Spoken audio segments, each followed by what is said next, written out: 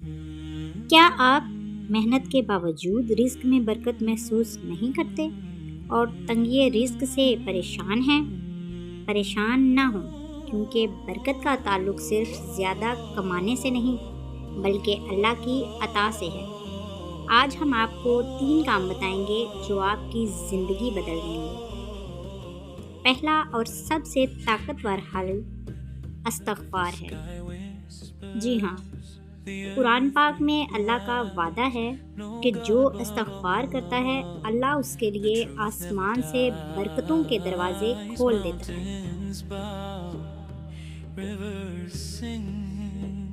دوسرا اصول ہے شکر گزاری۔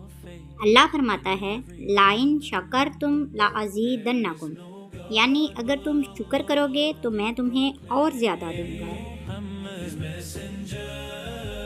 جو ہے اس پر شکر کریں، مزید کے راستے خود کھل جائیں گے۔ تیسرا اور سب سے اہم اصول ہے صلہ رحمی۔ رشتہ داروں کے ساتھ حسن سلوک اور ان کی مالی مدد کرنے سے عمر اور رزق دونوں میں برکت ہوتی ہے۔ کیا آپ ان اصولوں کے پابند ہیں؟